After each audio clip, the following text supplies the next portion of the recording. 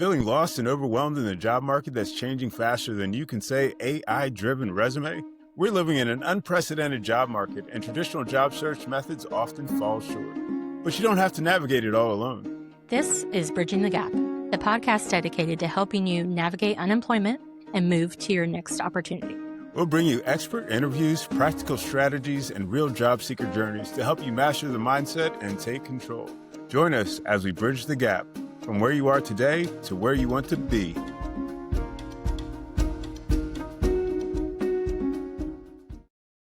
Hey guys, welcome to the premiere episode of the Bridging the Gap podcast. My name is Rick Meekins. I'm going to be your host. And I am your co-host, Kaylee McGehee-Hurst. Folks, we're excited. This is a brand new show, and we want to talk about unemployment. We want to talk about getting people back to work. We want to talk about support that's happening or needs to happen. Yeah, this is super important to both you and I, right, Rick? I mean, you've been a great support, not only of me, but I know of many people. I'm currently unemployed as well and have been for over a year. And this is just a unprecedented time and very challenging. And being able to find my way through the journey, I'm still not through yet, is beyond words. Like, I never thought I would be here.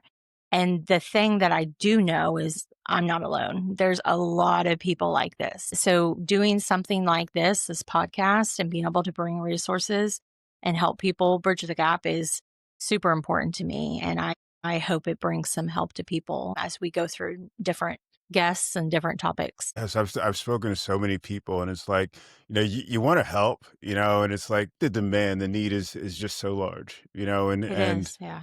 I know our guest, has really ranted a little bit about some of the firms that are just like laying off huge numbers of people. And it's just like, okay, what happens to these people? And it's not just, hey, I just lost my job, but it's like this whole mental thing. It's just like, hey, I defined myself by my job, by my role. Who am I now? What am I going to do next? Yeah. Yeah. And it's not even just losing a job. I mean, frankly, that's nothing new. I mean, people lose their jobs and have for, forever, but it's the amount of time staying unemployed, like being able to find the next opportunity, that has really marked this job market. It's so many people spending a year or 2 years of trying to find it, and not for lack of effort. I mean, it is, pounding the pavement day in and day out and making contacts and doing everything you can to be able to land your next opportunity, and not being able to do so. So we certainly want to provide some ideas and some ways to get around that,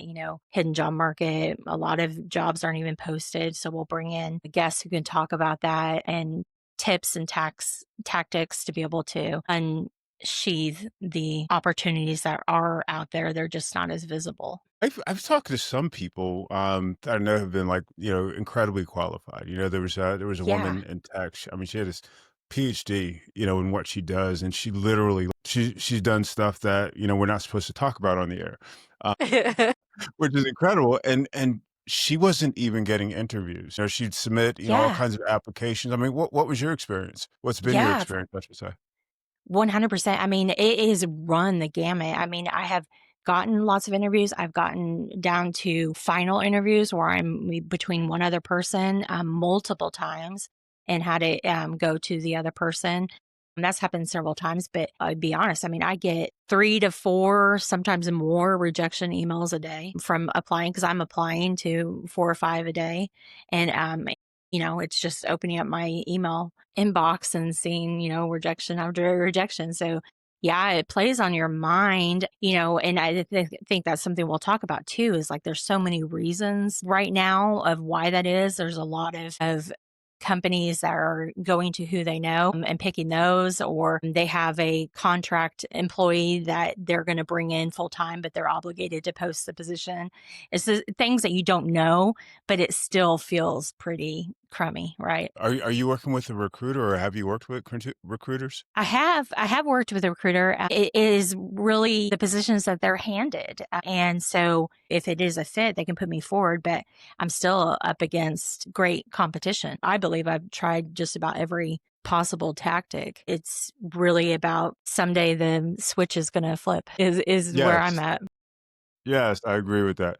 How do you manage mentally this? It's like what I mentioned earlier, I was talking about how, we lose our job and then, it really affects us on a very personal level. It's like, was I good enough, et cetera, et cetera. You're talking about applying to 4 or 5 jobs a day, not getting as many interviews, you're getting rejection letters. What do you do? What kinds of things do you do to say, okay, it's not me, or, whatever it is? Do you have like a routine or something like that? Or what do you, Yeah, one thing that became really important to me was to work on my networking. And so I've joined about 4 or 5 different networking groups, some local and some national, to be able to feel, of course, that you're not in it alone, that you can be able to talk to other people that are going through the same things. And the thing about the networking groups is that everybody wants to help everybody, even though we're all in the same boat. Like if we see a position that's posted, then we're going to be forwarding it to somebody if we know somebody. That camaraderie. And then one of the networking groups I am in has really talked a lot about mindset.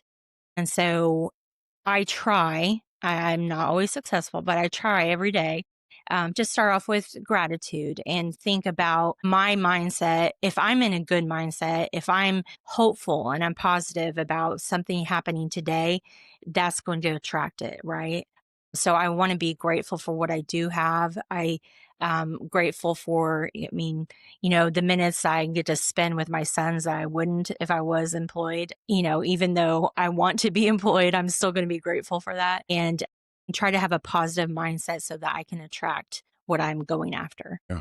Yeah, I can understand that. Do you find yourself going after roles that maybe you're overskilled for? Yeah, for sure. You kind of get into, I just need something. But also, I will say there is a bit of a filter because I'm not going to compromise where I'm at right now either, as far as in my career. And, if it is something that maybe is below my level of experience, then maybe at least it is fully remote. So I can do that until I land my next one. Or maybe it's a contract job or a fractional position just to get me to be able to search more and kind of keep me going, give me purpose. That's what I want. And even a job that's below my level could still give me purpose and I can accomplish something with that that's going to give me that oomph to get to my long-term gig. That's a lot. It's a lot. I mean, it's because you still have to live. You know what I'm saying? You still have to be an example for the boys. You still have to take care of life. I mean, it's not just, we can't compartmentalize it. No, you're right. You're right. It is. It's a conscious thought process every day, really. I can imagine. What's been where have you seen, I guess, the most opportunities coming through? I see like stuff coming through like on LinkedIn and stuff like that. I'm really at the point where, I'm not looking for something full time, but I'm really at the point where if it showed up on LinkedIn, it's probably not a real job. I could be wrong on that, but Yeah.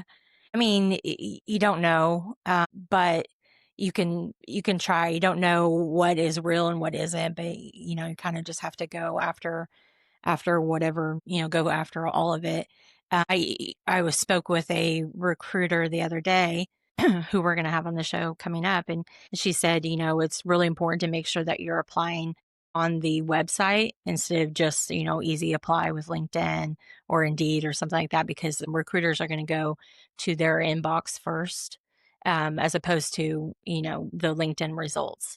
So while you may see it, it's doing that little bit of research and that background to go to their website, find out if you know anybody or who it is that's posting it, sending them a message after you applied, like doing the extra effort to stand out. Let's be real for a minute. The job market right now, it's tough. It's laborious. If you've been navigating layoffs, searching endlessly, or just feeling the heavy weight of the apply cycle, you're not alone. It can feel isolating and honestly, a little grueling. That's why we are so excited to tell you about Laborious Community. Laborious is more than just another online group. It's a dedicated, supportive community built specifically for job seekers facing today's challenges.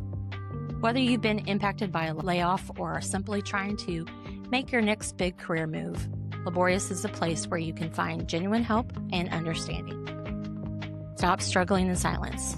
If you're looking for a safe, supportive space to connect, share your story, and find the resources to land your next role, join the network that's helping job seekers thrive, not just survive.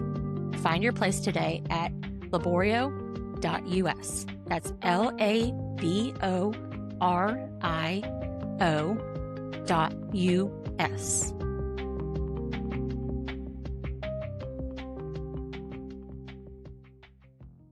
You ready to bring in our guest for today? Yes, let's do it. I'm All excited. right. All right. Well, folks, I want to introduce you to Rachel Petzold. She is the founder of Laborious, which is an amazing community that she's going to tell you all about. So, Rachel, welcome to the show. Fantastic. Great to see you both. Yeah, absolutely. I'm excited. Look forward to I know Rachel's got just a wealth of knowledge, so this will be a good episode. Thank you. Absolutely. Thank Absolutely. you. Rachel, can you do us a favor and introduce yourself? Tell our audience who you are, what you do, and what you're about. Absolutely. So I'm Rachel Petzold, and I've been in product management and product for most of my adult career, starting at places like Nike and at Starbucks. Lived in Portland and Seattle. I'm now in Dallas because a job moved me back in 2019 before COVID hit. When COVID hit, my life took a big shift unintentionally, and I lost my job 3 times in 5 years because of layoffs, because of downsizing, and because of tech, because tech is like that. So today and now I have a consultancy called Gossamer Global, and I spend most of my time now working on Laborious, which is a community for people who have lost work and who are seeking work, who are looking for meaning and value and ways that they can support their family. And we're very excited to say that we thought by the end of this year we'd see an upswing in jobs, and very sad to admit that there have still been some challenges with the numbers, and we're seeing it get worse. What made you? I mean, it's like there's always been unemployment. I mean, what made you take the leap to start an organization to support folks? I mean, what's the challenge that you see? So as a consultant, I have ups and downs with like how busy I am. And one night I was kind of sleepless thinking about a new client I was about to onboard with. And I started Googling to see something because I'd heard that there was this big number in the database at the Bureau of Labor and Statistics of the number of jobs lost in 2024. This was back in, I think it was April or early May of 2025. And when I went into the data, it turned out you can get access to a lot of stuff, or could then, in the Bureau of Labor and Statistics database. It's all publicly available. We are the people in that data, so they were letting us have access to it. And I started to slice the data and take a look at some things, and I found this giant number that absolutely terrified me. It was 24.4 million, and that was the number of roles that were eliminated in 2024. The unemployment I know, right? It sounds really familiar to a lot of people. The unemployment numbers do not tell that story. So when you hear data that's being published and being talked about, the data doesn't always or necessarily tell you everything that you need to know. So by looking at the data myself, I started finding these kind of ahas and discoveries that made me realize it's a bigger problem than it has been before. Another data point that I think is really important to start with is that those of us that are over 40, it can take 2.5 years to get back to work if you lose your work, if you lose your job, if you're laid off, or even if you quit. It can take less than 3 years, but almost always more than 2 years to get back to work. How long has it been for you, Callie? Just over a year now. I Okay, can't go hang in 2 there. years.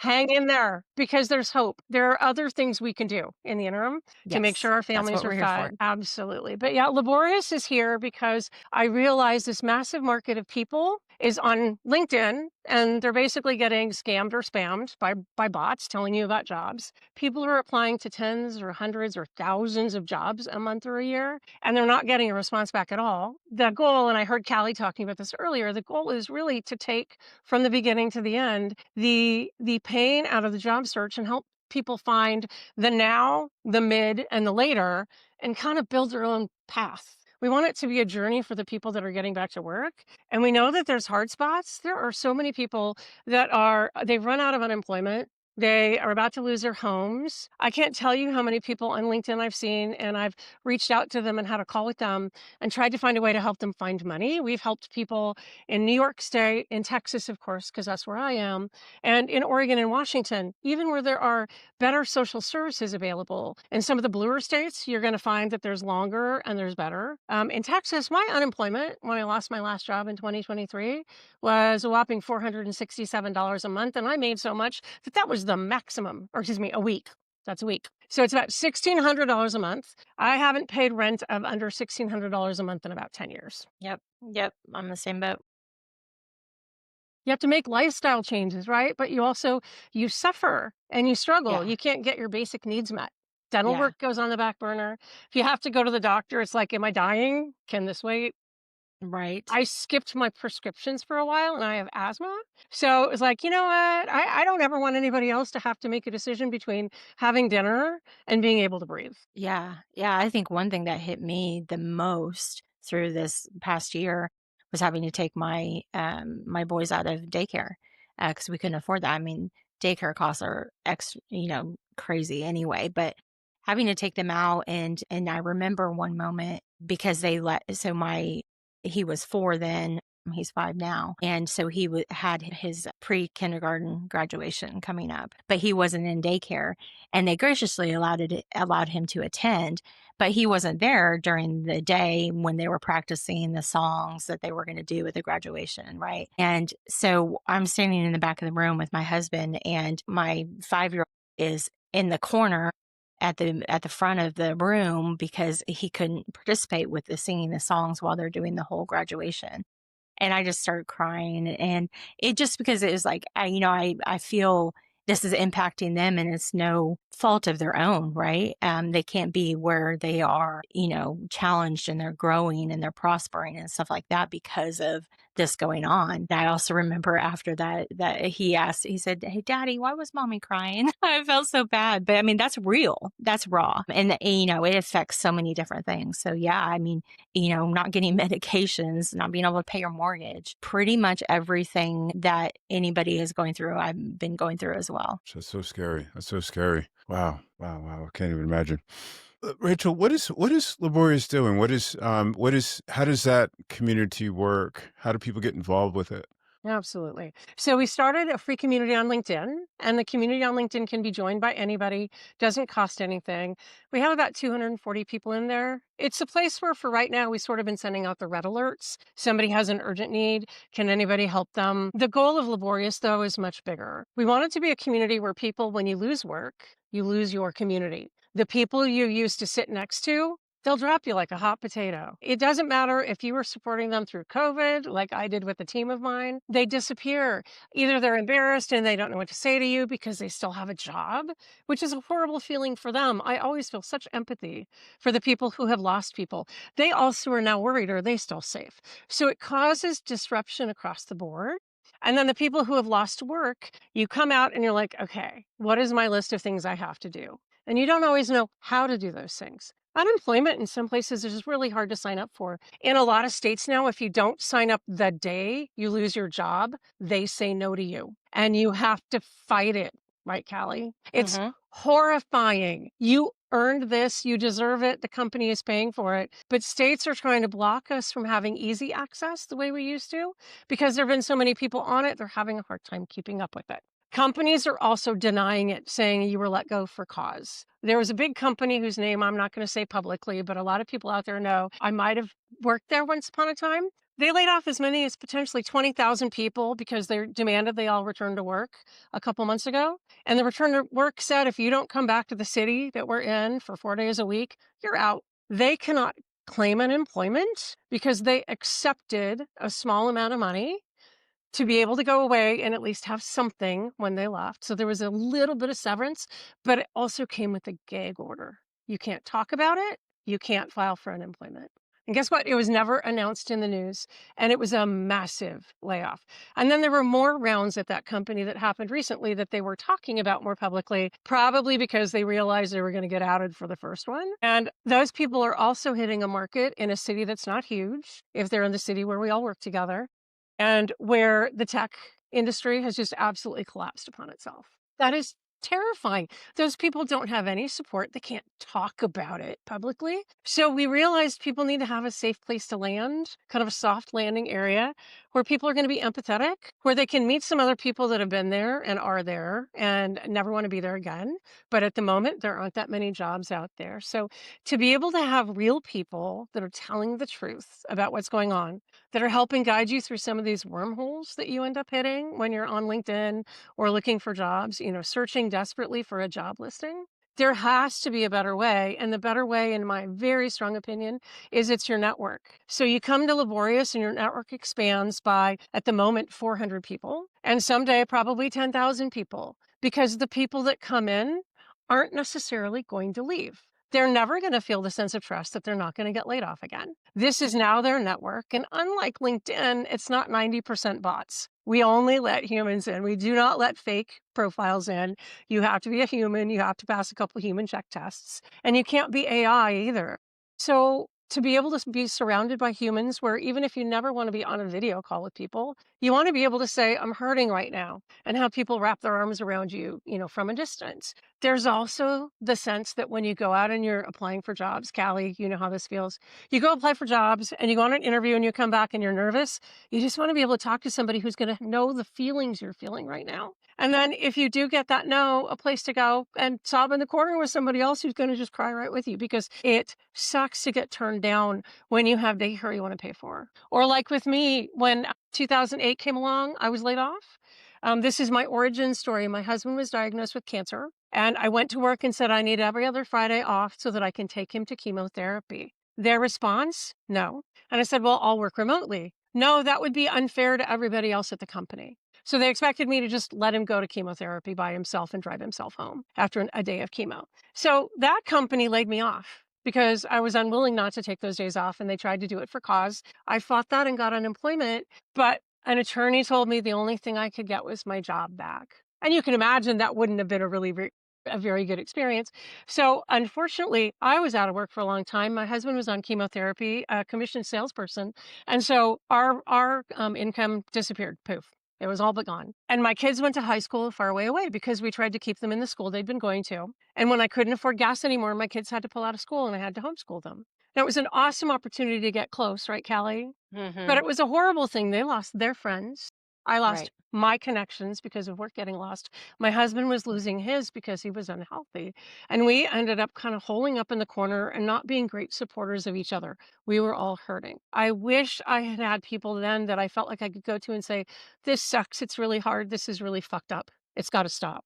Like, I need help. And for me, the help some days was like, get out of bed. How do I get out of bed? I can't even function. I don't know what I'm going to do.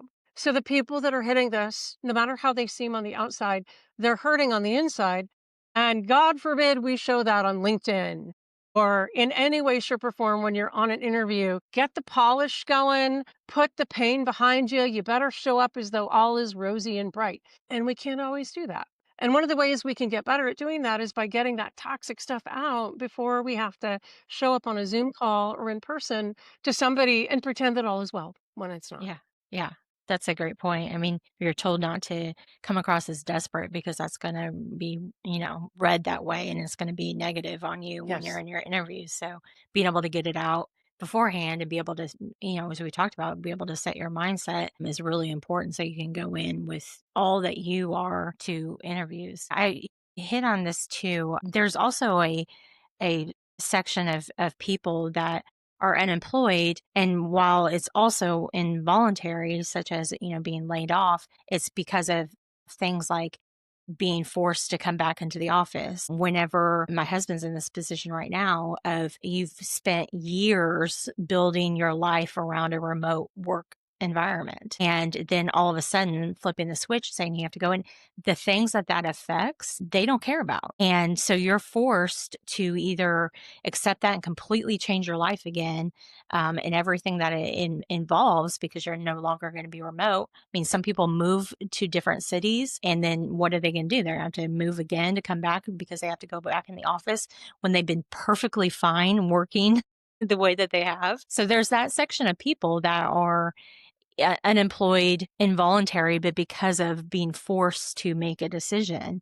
And I can't imagine, that's equally debilitating. Absolutely. Tell us something with folks that you're working with, and I know that you're working with both people looking for work, and you're also working with folks that are supporting those folks. What do you recommend to people to really kind of like bridge that gap, get from their current position to a place where they're in a much better state and ideally employed? Absolutely. So I did it myself. So I'm kind of an expert at this. And I've done this more than once in my career because that's how I went back to work when I lost my job in 2008. I just started doing side hustles and contract work because I didn't trust leaders that I was meeting. And I thought, I need to know who these people are and if they're going to be good to me. And so if you think about who you are, what you've done as your jobs, and like what the things that you work on light you up, if you can find a job, a side hustle, somebody who needs a project manager because you're really good at organizing, it'll get you a little cash flow. Even if you have to start your own business, in most states, it's really inexpensive and easy to do. There's stuff like, hey, remember to save your taxes. But I've done that for 2.5 years, a little over 2 years, 27 months. And suddenly, in the past week, one of those contract gigs that I had has turned into potentially a permanent full time role. I found the people and I found the work that really is the kind of work that I love to do. And I'm going to be honest, I've done about 60 contracts. So it wasn't instant. And you're hustling to find new work, you're working on the work, you're handing off the work that you did. It's a little exhausting. You have to have kind of a strong spine to be able to do it. You have to stand up for yourself when people try to take advantage of you, hold your ground about, no, that's not in my contract. That's not what I'm supposed to be working on. But if you can find ways to make some money in the short term in the areas that you're okay with, I think those contract roles and even fractional roles are going to become more and more prevalent because hiring people full time seems to be something companies are not as interested in. They don't have the appetite for it as much. They'd much rather have you on a short leash, hold you for a little while, and then boot you when they need to, and they don't have to pay unemployment. They don't have to pay for your benefits. There's benefits to both sides as long as you keep your interest in the right avenue where you're always looking for what might be next, because they also can cancel your contract without a whole lot of notice, sometimes without any.